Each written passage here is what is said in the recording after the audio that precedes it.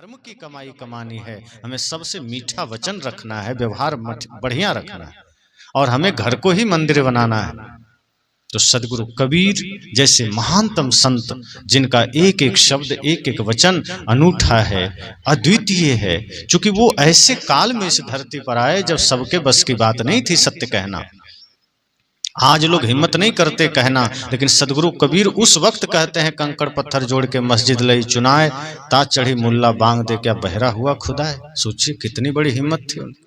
आज लोग डरता है ये सब बात कहने से, कि कहीं मुसलमान लोग झगड़ा ना कर लें हमसे, कहीं वो लोग फतवा ना जारी कर दे। सुने थे ना एक नूपुर शर्मा क्या थोड़ा सा बोल दे कि तुम्हारा मोहम्मद भी तो ऐसे वैसे कम उम्र में शादी किया, ऐसा वैसा, भाई इतनी सी बात तुम्हारे कुरान में लिखा है।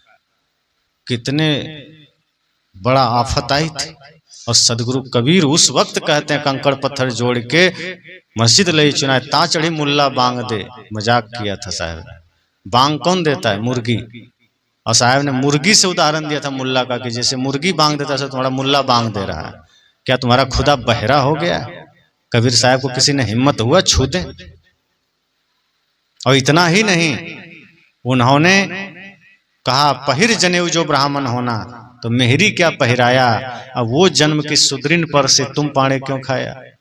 कहा पंडित लोग कहते हैं कि हम ब्राह्मण हैं, शूद्र के हाथ का भोजन नहीं खा सकते, तो कैसे हो ब्राह्मण? क्योंकि हम जनेऊ पहनते हैं। तो साहब ने कहा कि जनेऊ पहन के तुम ब्राह्मण हो गया, ठीक है, तो पत्नी को क्या पहनाया? तुम्हारी जो पत्नी है उसको जनेऊ पहनाया? नहीं, तो वो तो जन्म की सुदृढ़ रह गई, फिर उसके हाथ का भोजन तुम कैसे खाया? प्रश्न का जवाब है किसी के पास? नहीं। मुसलमानों ने कहा कि हम सुन्नति करा ली इसलिए मुसलमान हो गए।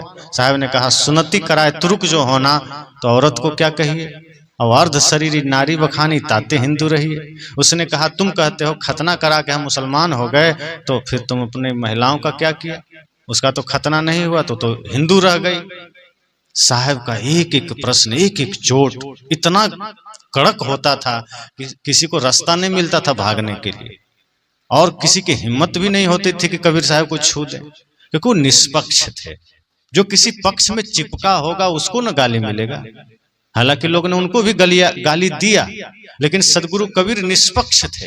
जहां गलती देखा, हिंदू हो मुसलमान हो, सबको कहा, नफरत किसी से नहीं किया, लेकिन गलती देखी उन्होंने तो कहा। जैसे किसी के शरीर में फोड़ा हो जाए तो डॉक्टर को उससे कोई एलर्जी थोड़े है, नफरत नहीं है। अब डॉक्टर कैंची निकालेगा, चाकू निकालेगा घाव को काटने के लिए, कोई कह दे तो दुश्मन है, देखो कैंची भोंक रहा है, कैंची डाल रहा है। अरे भाई वो कैंची डाल रहा है उसको मारने के लिए नहीं, उससे उसको दुश्मनी थोड़े है, उसके घाव को निकालने के लिए, ताकि उसका घाव खत्म हो जाए और उसको जीवन मिल जाए। तो डॉक्टर अगर आपके शरीर में कैंची डाल भी रहा है तो आपसे नफरत नहीं कर रहा, वो आपको मारने के लिए नहीं डाल रहा, बल्कि आपको एक नया जीवन देने के लिए डाल रहा। सदगुरु कबीर भी ज्ञान की कैंची जिस जिस पर चलाया तो वो लोगों से नफरत थोड़ी करते थे। उन्होंने अपना ज्ञान का हथौड़ा जहां भी मारा तो किसी से नफरत नहीं करते थे, बल्कि प्रेम करते थे, ताकि लोगों के जीवन में जो समस्या है, जो समस्या फोड़ा बन चुका है, हथौड़ा से उसको खत्म कर देते थे, ताकि वो आदमी भी सुखी हो जाए। तो सदगुरु कबीर जैसे महानतम संत को स्मरण करिए और उनकी एक एक वाणियों को जीवन में उतारिए। उनके एक एक शब्द का जो बड़ा ही गहरा अर्थ है उसको उतारने की चेष्टा करिए। ऐसे संत सम्राट सदगुरु कबीर इस कलिकाल में आकर के इस संपूर्ण धराधाम को उद्धार किया। और आज जो हम सब मंच पर बैठकर बोल पाते हैं, नारियां समाज में बराबर का दर्जा पाती है, उस सदगुरु